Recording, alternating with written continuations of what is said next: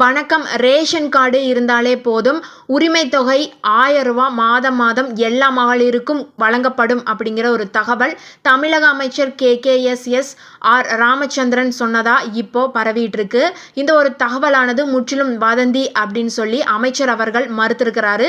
அது மட்டும் இல்லாம அவர் என்ன சொல்லியிருக்கிறாரு அப்படின்னு பார்த்துட்டீங்கன்னா, கலைஞர் மகளிர் உரிமை திட்டத்துக்கு அவங்களுடைய ரேஷன் கார்டு அடிப்படையில் விண்ணப்பிச்சிருக்கிற எல்லாத்துடைய விண்ணப்பங்களையும் பரிசீலித்து தகுதி இருக்கிறவங்களில் ஒருவர் கூட விடுபடாத அளவில் எல்லாத்துக்கும் உரிமை தொகை வழங்கணும் அப்படிங்கிறது தான் திராவிட மாடல் அரசோட இலக்காக இருக்குது.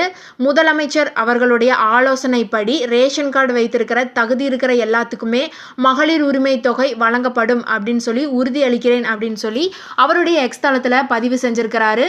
இந்த ஒரு தகவல் உங்களுக்கு பயனுள்ளதாக இருந்தால் மறக்காம இந்த ஷார்ட் உங்களுடைய ஃப்ரெண்ட்ஸ் அண்ட் ஃபேமிலிக்கு ஷேர் பண்ணி விட்டுருங்க. ப்ளீஸ் இந்த வீடியோவை லைக் பண்ணுங்க. நன்றி.